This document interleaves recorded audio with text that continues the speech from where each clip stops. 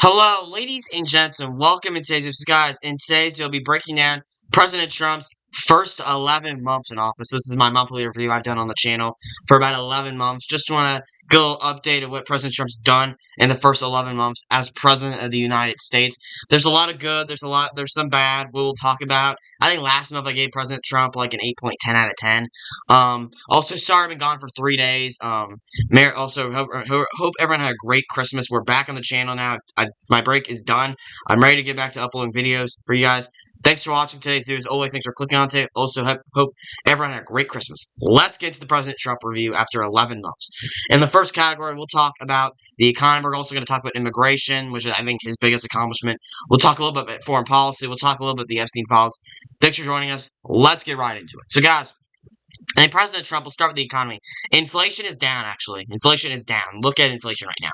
It is down. It continues to decline. It's way, like, people say it's going to be this, I heard, I feel like every month when an inflation report comes out, it's supposed to be like this when it's really like this, which is a good thing. That is a plus. I will give President Trump credit. And also, guys, the GDP, there's a new GDP report that just came out about, it was supposed to be very bad, or not very bad, but it was supposed to be lower than what it was. It was like, I think the report GDP was like a 4.5 or 3.5, something like that, which is a good thing. That really is a good thing. It was better than expected, which is a plus, if you ask me. So small jumps in this economy, which is very good. Biden's economy was terrible. We had high inflation.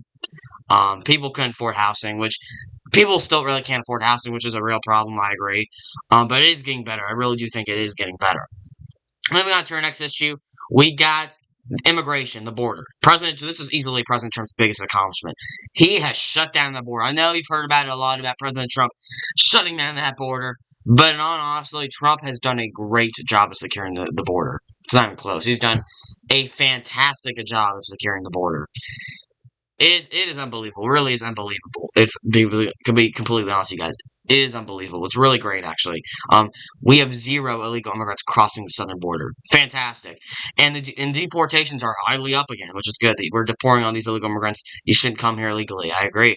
I mean, coming here illegally does have consequences. I'm sorry to say that. Some people might get mad at that, but it's just the truth.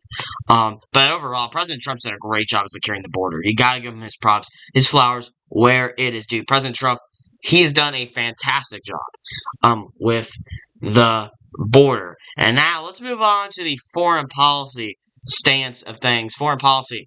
The Russia-Ukraine war. Trump and Zelensky are actually, by the way, meeting today in Mar-a-Lago. They're meeting today in Mar-a-Lago. They've met for this is like the 5th time they met, or the 4th time they met. They've already met like 4 times during this administration, which is crazy enough, between Trump and Zelensky. This is like the 4th or 5th meeting between them.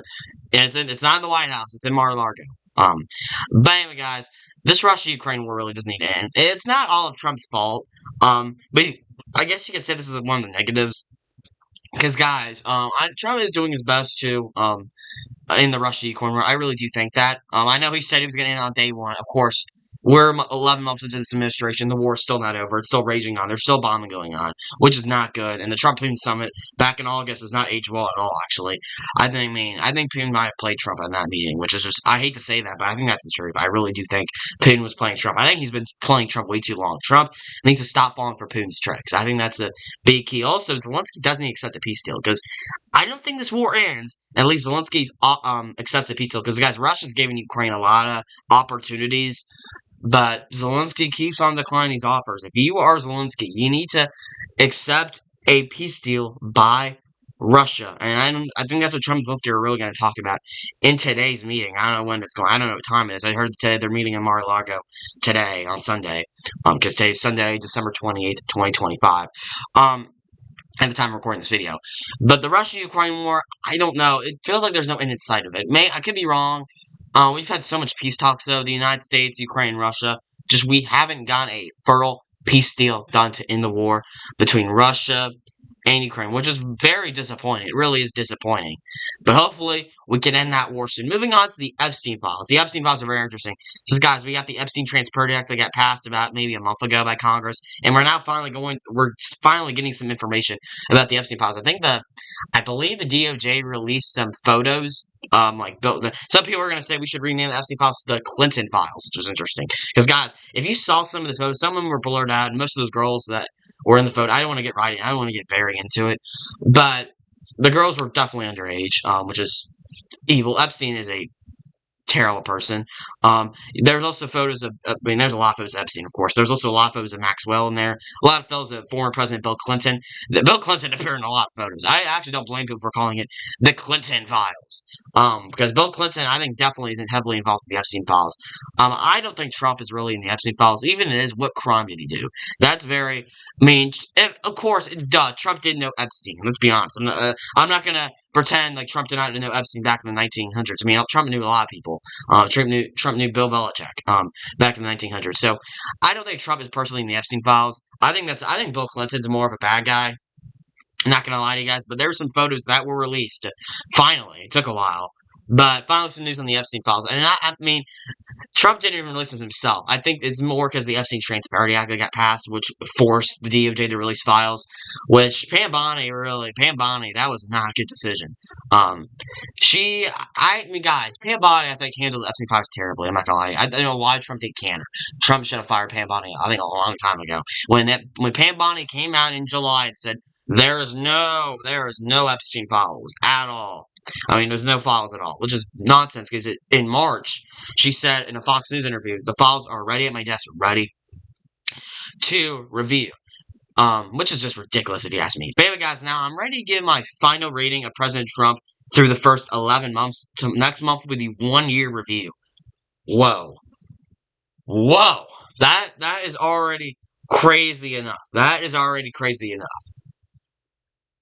I don't get how we got here, but Trump will be president for 1 year after this month, which is crazy. But now, here's my final rating for President Trump of 2025, technically. I'm going to give him, I don't think I'm really going to change it. I'll give him like an 8.11 out of 10. There's been some success. There's also been a little failure about the Epstein files. I think I'm not the biggest fan with the Trump administration's really handled the Epstein files. I wouldn't lie to you guys. But I'm going to give him an 8.11 out of 10. What is your rating out of 10? Is it like a 0? Is it a 10? Just let me know your thoughts about this in the comment section below. Have a great day. Hope you're having a great Christmas. Thanks for watching. Peace out.